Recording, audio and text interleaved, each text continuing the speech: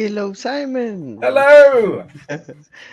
Sorry So for good to see. overrunning. No Apologies to worries. everyone. No worries. I think we are at 6:40. While people join, Simon, I must say that was nice. I really enjoyed it. Some of the things were surprising. Like I didn't expect you would talk about symbols here, but looks Oh, like I thought we are. well, I wanted to link the why AWS keep on winning, Hmm, hmm.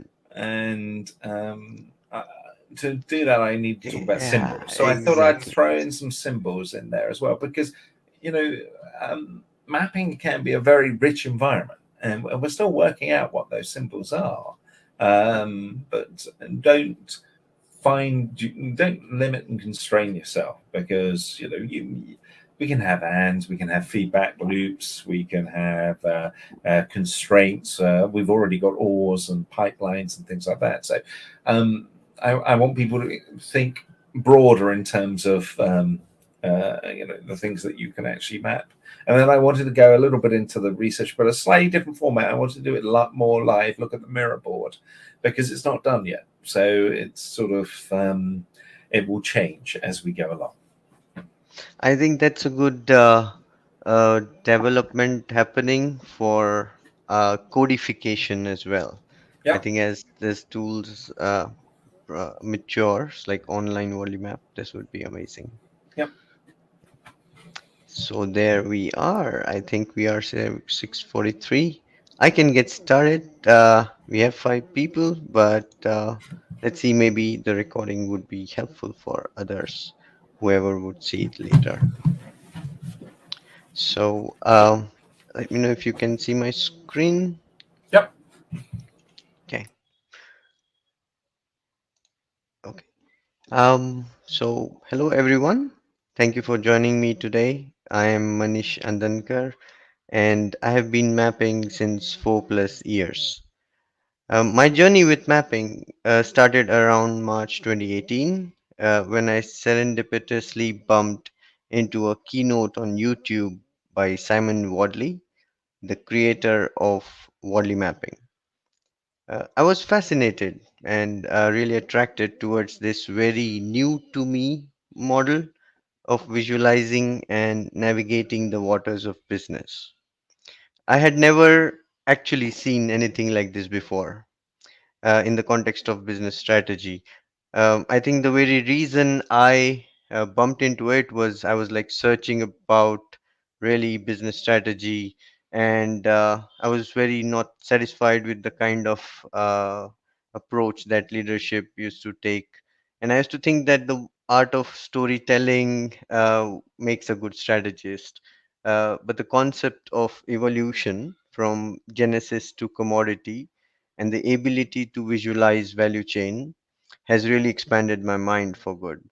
And I am really just an intern, you would say, in the mapping.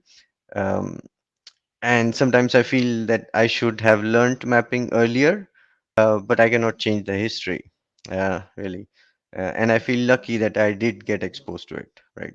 Better late than never.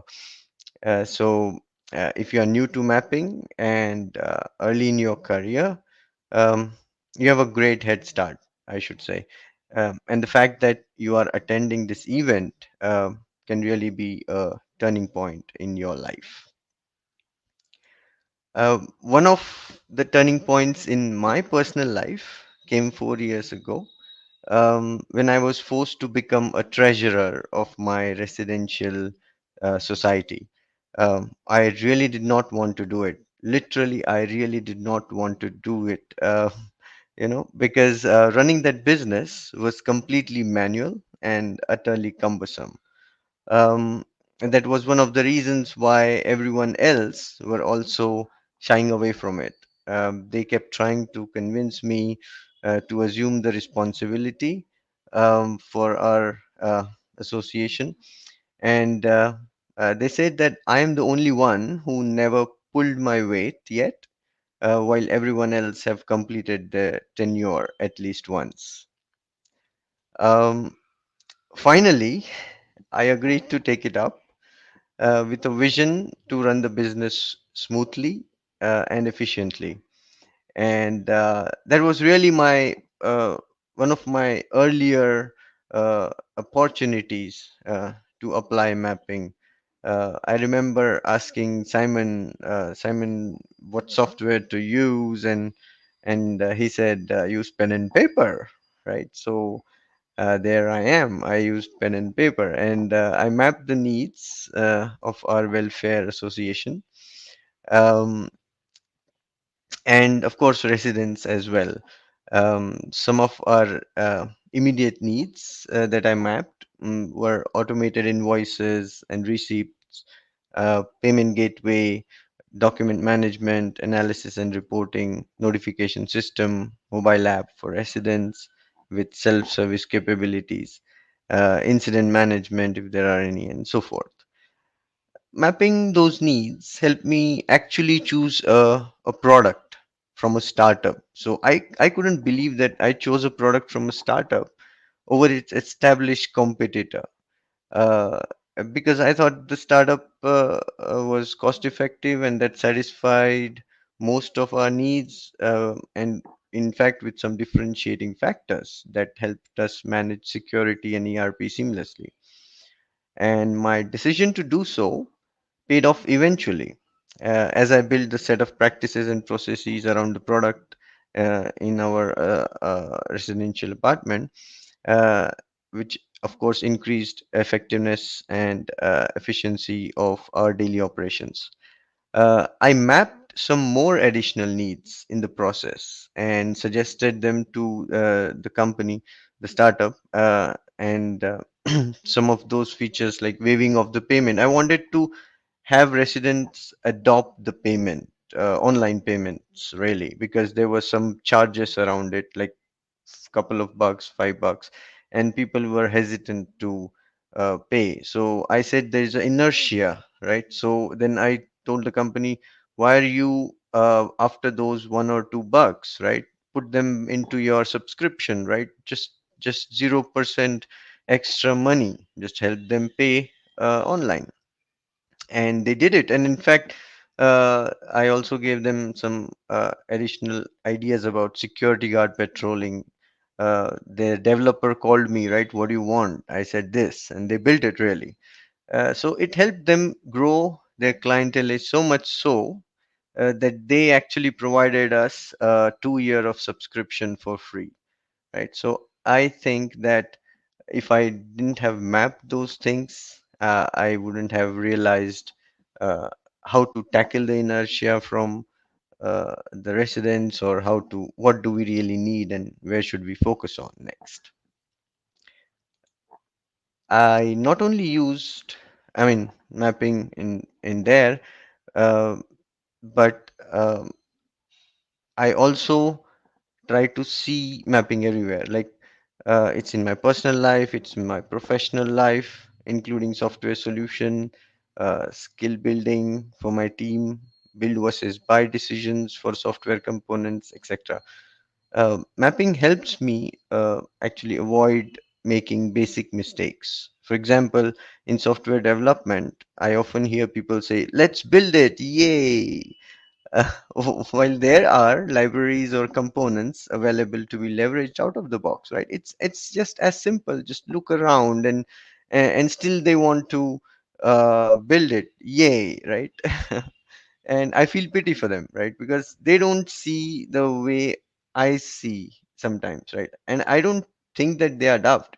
It's just that they don't know what their competitive advantage is because of lack of visibility of landscape.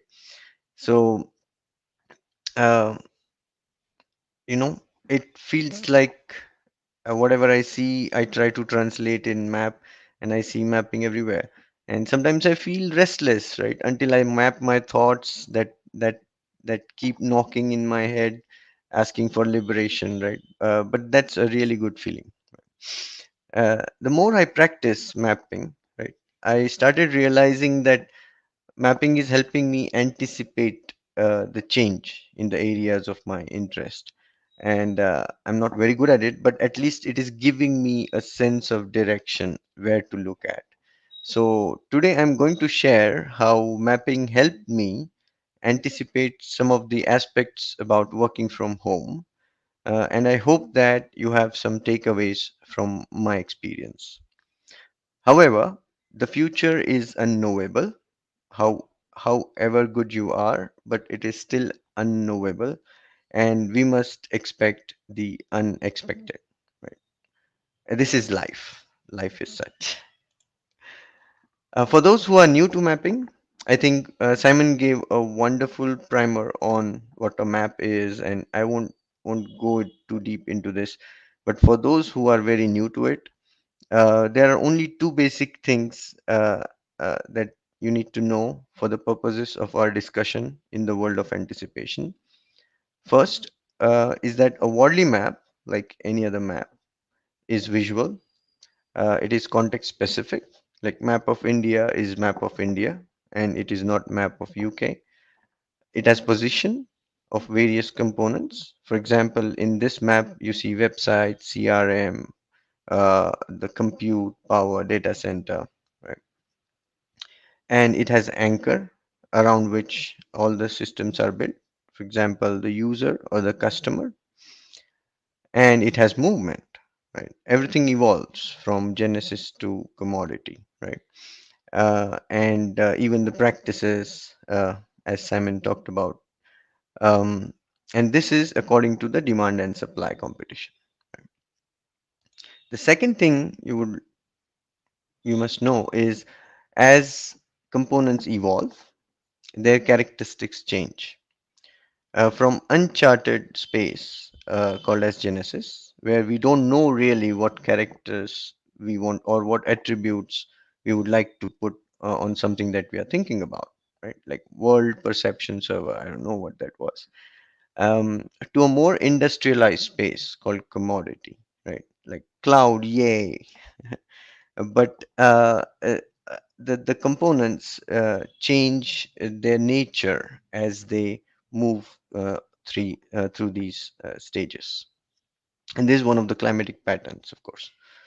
Um, so all these uh, understanding, um, I would like to give a couple of disclaimers before we proceed. Um, Whenever you prove who was first, the harder you look, you will find someone who was more first, right? You should be able to have that energy and time to really look harder, right? Any attempt to anticipate a change with this understanding helps one to remain humble, that is first, and also to focus on the change rather than focusing on who was first to influence it, right? That really pulls out the burden from your shoulder. The second thing is that the future is already here. It's just not evenly distributed, right? Um, when we talk about contemporary innovations, right? Innovations, inventions, and discovery that get a lot of media and public attention, especially when they are monetized and sold as our future, right? But as an intelligent being, we also understand that all the elements and forces that we leverage to advance our capabilities are offered by the nature itself, right? Some of them are already existing, and somehow we see that, oh, the future popped up from nowhere, right? But all the necessary ingredients were already there, right? So when I attempt to anticipate the future using Wordly mapping, I try to approach it with a possibility that the elements necessary to shape the future may already exist, right? And it may not be a commonplace yet, right? That's all. I mean, with this understanding, you will not be shocked when you see, oh, like Skype was already there, right? Zoom was already there, right? Then why suddenly, just after pandemic, now people just thinking about remote work, right? I mean, all the necessary ingredients for remote work were already there, right? It's not a surprise. Um, Talking about remote work, right? In my previous company, I was leading the software development team that built applications and services on web and cloud. I worked from office in 2019 and built a small team. In March 2020, the first wave of COVID-19 pandemic hit India, but I continued to expand my team in the next 2 years. Right? Me and my team, we all got spread out across the country, and we had a very tough time to trying to adjust to the new ways of working, forced by a prolonged need to really work remotely, especially when we were locked in our homes, right? That's another big constraint. We couldn't step out of our home, and therefore it made it more painful. In the process, we started recognizing new set of needs to be able to efficiently work in our home environment, right? And I started to map and say, okay, well, what do we need for employee to work from home effectively? We need a quiet place, right? We all needed a quiet place. Well, having family members around wasn't always quite after all, right? You could expect interruptions because those practices were not set, right? They were just evolving. Right? The connectivity was crucial, uh, and but some of us faced interruptions during work due to power outages. Today also, I faced issue on internet disruption while I was uh, uh, talking about the speakers. So uh, it's still 21st century India. I mean, you don't know, you never know when disruption would happen. Uh, Although we have VPNs for secure connection, right? However, the ISPs were not able to provide stable connectivity due to infrastructure constraints, especially in tier 2 and tier 3 cities in India. And I was seeing all these things uh, uh, for myself as well as for my team, right? We were all uh, craving for a comfortable workstation, right? That was another concern because some of my team members did not have that luxury for some time until they figured out how to set up a home office, right? Some did because, I mean, they had space, but some did not because they had the space constraint. One of my coworker actually used a washing machine as a desk so that he could work while standing upright for some time, right? Ergonomic was another problem, right? The power you see on the map may be considered as commodity, right? Everywhere it's available, but in some parts of India, where my team members were working from, the power cuts were really a menace, right? Access to uninterrupted power supply uh, is still not a commodity in those areas, right? Um, so I looked at the map and I thought a quiet place with a space constraint may evolve into an enclosed space, right? We really needed a quiet place, right? So enclosure would make sense, and maybe some kind of a pod, right? A small one that can fit at home. And the internet was not stable in some areas. But I must say, the supply and demand really caught up, and the ISPs did a great job in expanding their network and infrastructure and improved service quality with cost-effective offerings in tier 2 and tier 3 cities in small town India. See, even my native is kind of a small town, and I could get better connectivity there uh, as well. So I must say, necessity is the mother of business, right? And for the washing machines, right? The washing machines that needed to evolve into a good ergonomic setup, right? And that is also a very crucial factor for us, right? And necessity is also mother of innovation, right? Besides, IKEA is not everywhere in India, right? Uh, so we had to find our own way to build our washing machines as a desk. So in August 2020, I expressed my anticipation of office pods for home with an uninterrupted, dedicated line to an office network, 9 hours of standalone power backup, because that's what I needed, my team needed, and an ergonomic setup, right? That's what I needed. And I asked Twitter for the name, right? But there was no response at all. But do let me know in chat if what's your choice. You would call it like work at home pod, you would call it work pod, we'll call it V pod or any other. I mean, uh, we'll see what you would like to name it. Well, indeed, there were some companies working on so-called pods. So 4 months later, Simon tweeted about the workplace pods, and he wondered if it comes in orange. Well, I like orange too. You see, the Wortham logo is orange too. However, these pods were not home yet, right? They were designed for office space, and the manufacturers were targeting safety at office, right? Because the corporate world was still under assumption that okay, people will come back at some point in time. Right? But they did not see that the practices of working from home were evolving, right?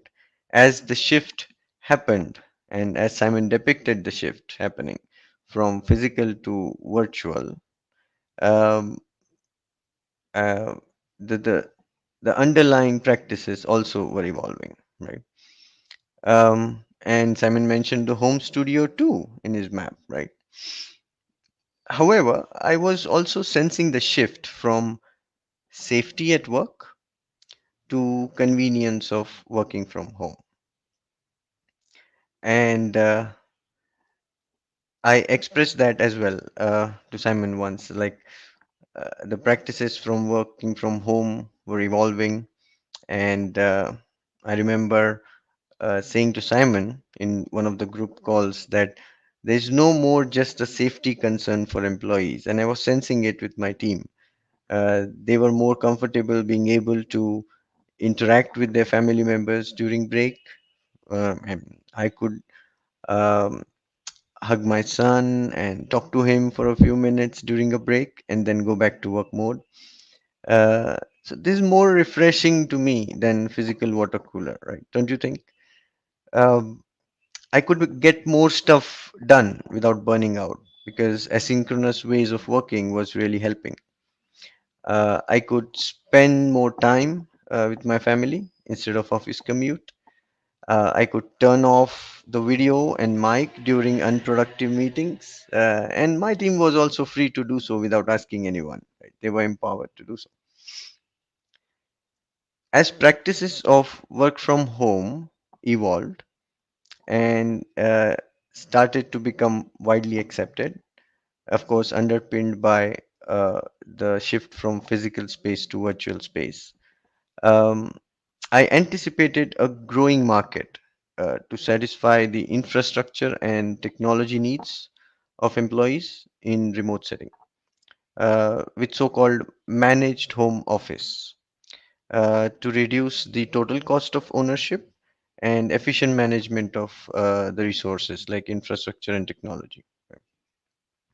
Yeah, it's like a shift from DIY, do it yourself home office to a managed home office enabled by evolving practices of remote work. Right? Um, so I anticipated this in February last year, and I said 2 years from now, the world may need companies that manage home office as B2B with office pods, logistics, hardware plus peripherals, necessary software pre-installed, security controls, 24 by 7 support to the remote employees. And this idea of managed home office is likely to grow in India because India picked up on stable internet connectivity in small town and villages, um, and there is already a shift happening towards working remotely. So while corporations started adopting practices of shipping laptop and peripherals to the new joiners, which I have also done for my team. I looked at the map and saw that business opportunity for managed home office, as you see here, um, where there is no headache of managing the shipping and stuff like that. There would be some company that would do it for you, and you just have to pay rent to them, right? Like a subscription. And this may become a commonplace in 2 years, considering the pace of evolution and the practices that are evolving. And I wish I did not start with the words like 2 years from now, right? That was too much of a bold statement. Like the world may need companies because the future is already here, right? I looked at the possibilities where companies are there doing this already, and may not be in India though, uh, but the world has seen it. Home office as a service paid off really well for companies like Lendis. If you don't know about the company, go to the website lendis.io and you will know about their offerings. And the company that actually had a very humble start in 2018. If you see, there's a flat line since 2018 until the mid of 2021, right? They grew multifold with the rise in demand for managed home office after the mid of 21 due to the forcing function of pandemic, right? I think that companies like Lendis, they really have immense potential in countries like India. So anyone in the audience like to start the business of home office as a service, say hi in the chat. I mean, well, I may not start such a company, but you may certainly do and get benefited from it. Some companies were really laggards, right? They are behind, not because of their potential to stay ahead of the game, but because of lack of situational awareness, right? One such company, I just hidden other details, but one such company built a system that distributed vouchers to their employees to purchase furniture of their choice during work from home, right? I mean, it's an overhead. For example, see if the employee leaves after maybe 6 months, right? What would you do? You can't tell them, okay, give me the vouchers back, right? The next employee come, you will give the voucher again, right? As opposed to if you had Lendis, I mean, if they had a provider similar to Lendis, they would have simply transferred the license to the new employee, right? That would be a better choice. So. Um, and of course, there are some companies that did not provide any assistance for home office setup for their employees at all, right? Because they thought that they were paying enough to the employees to buy the necessary infra for themselves, the furniture, and you know what? Currently, they are clueless about the factors causing a high attrition in their company, right? Um, because when it comes to employee satisfaction, right, it's not just the money only after all, right? And those companies typically were the ones who resisted remote work because they have invested in office buildings, and they don't know how to effectively operate remotely. They have not wrapped their heads around the practices that would make them effective working remotely, and they don't know how to manage uncontrollable attrition without forcing people back to office and keep them too busy, right? Currently, I think they found out only one way to stop attrition is keeping them too busy, right? Or pulling them back into the office, right? At least 2 days in a week you should be at office. I mean, that's ridiculous. So while such laggards are navel gazing, their competitors would use home office as a service and reduce total cost of ownership of infrastructure and enable the remote work for their employees. And of course, this will help them to acquire the best of the talent around the world, right? And those were the ones which will take up the most cream talent around the world. Right? So, adoption of home office as a service will grow as permanent work from home becomes more commonplace, right? So, if you are interested in making money by providing such a service, this is a good time, I would say. Well, there was one more component on the map that I was looking at with curiosity to see how it is evolving. The work devices and peripherals, right? Uh, the contemporary devices such as laptop, mobile phones, tablets, etc., they are already mobile friendly, right? And we know that. However, as technology evolves and we enter the realm of AI, AR, VR, and conversational programming, the hardware interfaces of today will become obsolete. So, the question that I asked myself was, what would be the hardware for the future of work? And there were numerous possibilities, the Iron Man, right? We all know Iron Man, right? Um, in April 2020, just 1 month after the pandemic hit in India, I thought that the helmets could be one of them, like the helmets with the positive pressure, air filter, air filtration, internal screens, and noise cancelling, like Iron Man. I would love to have Jarvis as my virtual assistant at work, and I think you would too. And I was also looking at other devices. Like I was part of research on industrialization that was conducted by Simon last year with 70 plus amazing people across the world. And we discussed about the acceleration in adoption of AR, VR, and other concepts of extended reality and their applications across industries. And they would require some kind of supporting hardware and software platforms that opens the gate to the world of virtual reality. And we were looking at those contemporary forms of hardware, like you see in the picture here on the slide, that enable AR, VR, and these were the kind of marketing content that started booming, and it created the stereotypes that introduced bias while trying to anticipate the devices for the future of work. And I was also pretty convinced that the future of work would require us to wave our hands in the air like this, like blindfolded, right? um, you go to a arcade now, you have a AR VR gaming, right? And most of the people you see are like waving their hands blindfolded. And I was also thinking maybe the future of work could be like this across any industry, um, until a few months ago when I learned that the CEO of Mojo Visions donned a battery powered, wireless, fully functional AR contact lens. I mean, battery powered, right? Who would wear battery on their eye? Right? But they did it.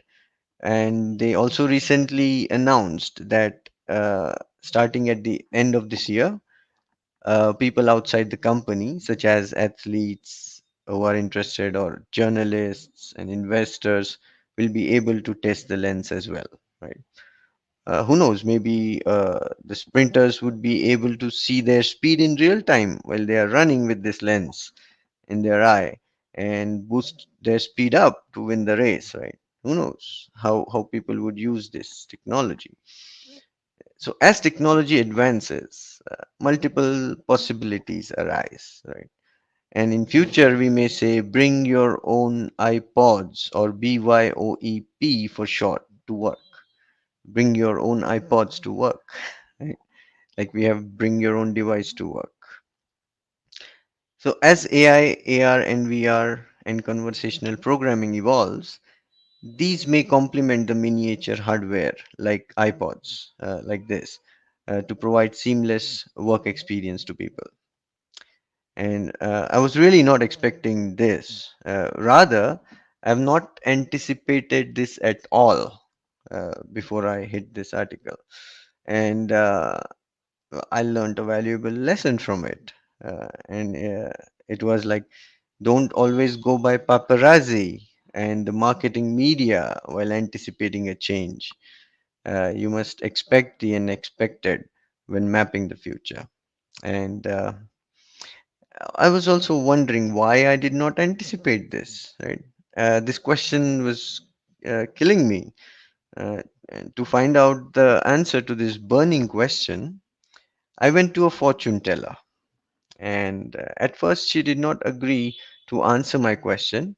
But after I paid a good bit of money to her expertise, I mean, for her expertise, she told me uh, that Wadley map is not a crystal ball, right? And the future is unknowable. Uh, um, and the maps are as good as their mappers. Nevertheless, you can leverage mapping to anticipate change, prepare for the possibilities, and create the conditions and constraints to turn those anticipations into realities.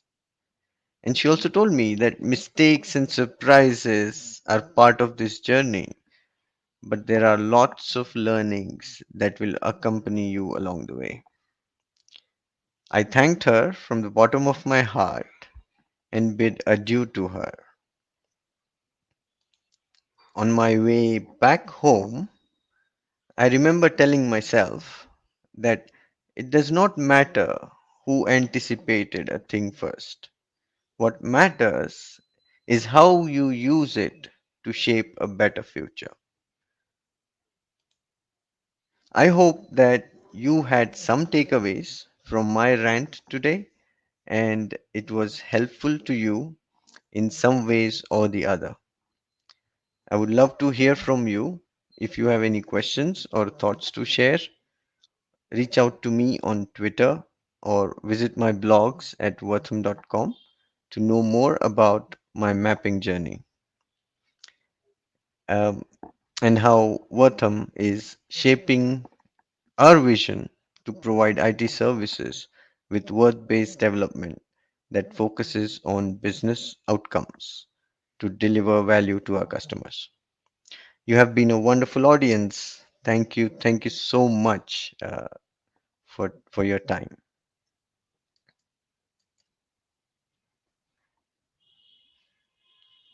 So the floor, I will open it up for any questions that you might have.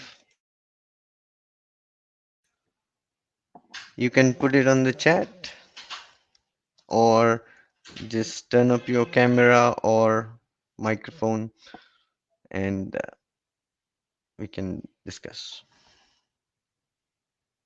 Any thoughts, suggestions, feedback? I'll be happy to discuss.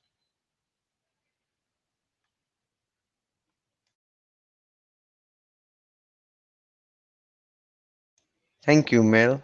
I didn't expect that as well. But you know what? Mapping helped me at least anticipate some aspects of it. So, and the real, um, you know, courage is to go with it and still say that, okay, I may fail, but I'll still try to anticipate. Any thoughts, Simon? Manish, I always like exploring limitations and constraints of things. And I love stories of failure as well. So, what do you think has been the single? Because it is an imperfect tool, but it's a tool that enables you to expose assumptions and challenge those assumptions. But it runs a danger of people believing that the map they create is the landscape. And of course, it's just a perception, a reflection of the landscape. It is not the landscape. So often people can get sometimes a bit like too sure in the maps, and which is why I try and emphasize, you've got to look at them, look at how they change and adapt with them as well. So what do you think are the biggest constraints, limitations, weaknesses that you've found with maps? Have you come across, what your biggest failure with them? I think the constraint is that the map is as good as its mappers, right?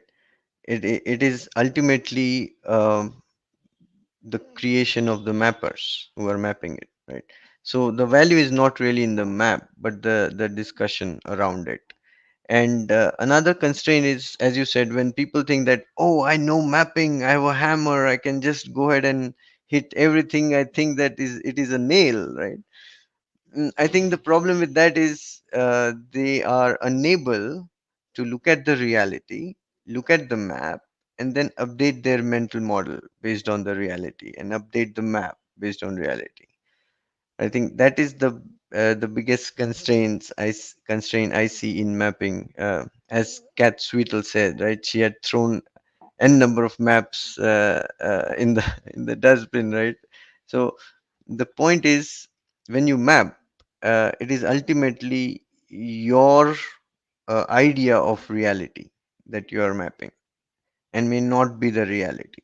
So some of the failures that occur is because our point of view is away from reality, and that is okay, because that gives us ability to be humble and walk up to someone who knows the space and say, hey, I think this is what it is, what do you think? And I think the mapping helped me remain humble because of that. um, some of the failures, I would say, like the one I shared here, uh, but in some cases I was like really frustrated because I couldn't understand anything at all of the space. I tried to map but couldn't understand. One of them is even education, if you see, right? I mean, it's like a spaghetti. We built so many maps, but we couldn't tell where to invest at this point, and that is okay, because that is how we navigate the reality. You can't go into the sea without a compass and just run haywire. If you have a compass, you may be wrong at some point, maybe, but eventually you know you have a compass. So eventually you will find a way. I don't think people who discovered distant lands went in a straight line, right? Maybe while on a voyage. So you can't be expecting going in a straight line, otherwise you'd be God. Have I Fair answered enough. your question? I don't know. Well, I mean, it's actually quite interesting when you look at early navigation, because early navigation, a lot of it was done with stories. So this is why Vikings had epic stories, because they're actually navigation, describing how to go from point A to point B. And over time, we got sunstones and all the rest of it. And then we got sort of started people generating maps. But it's fascinating looking at some of the early journeys, because they are all over the place, as you say. Mm. They're not a straight line, particularly in discovering, because you don't know. And or somebody may know, but you've got to find the person to go and ask them. Which is you know um, one of the I suppose it's one of the reasons why I emphasize that all maps are imperfect, is because all you're really doing is putting your assumptions about a space, but in a way hopefully that others can challenge. But thank you. I'm sure there must be other questions. Thank you, Simon, for the Oh, question. it's my Really pleasure. appreciate it. And by the way, I say the education group is fascinating, Mhm. the education research group, because you are tackling a subject which is incredibly complicated, as well as being complex at points. And it's for me, it's most of these research groups have been quite an amazing journey of learning, because you've got some, professors of education, all this sort of stuff in that group as well. And it's a bit like the healthcare one. I had no idea how far down the value chain patients were. And so it was quite surprising to with the education how far the value chain teachers and students actually are. And a lot of the core education is actually focused upon institutes and governments, which was quite it's certainly been eye opening for me. It's certainly not the perspective I would have started with, but then I was completely naive in the space. So thank you. Yeah. And you talked about DEI today, right? Diversity, equity, inclusion. I think MAP is a very wonderful tool to go and ask someone who is not in the space, in that area of your uh, research, and they might give a perspective that you would not find within the expert. So uh, I think that's where MAP is really a wonderful tool. You can just move it around without having it personal. I mean, thinking that, oh, somebody would give me a personal comment because they would comment on the map, right? Not you. Oh, it's not me. I didn't put the comment there. So sorry. But that's a good point. I suppose I do So have thank you. one final question. Yeah. Those work pods, do they do the minute orange yet? I'll figure it out. Surely, surely. Thank you But for reminding me of that tweet. But yes, thank you, Simon. pleasure. All Really right, appreciate take it. care. Brilliant. If anyone has any questions, I'll be happy to. Or suggestions or thoughts, you can say it was good, it was bad, maybe.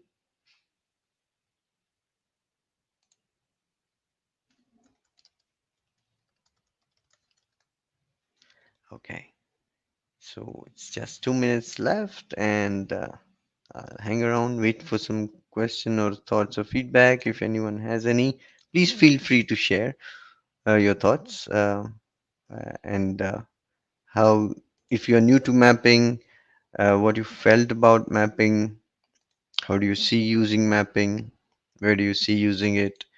Um, all these points are really welcome.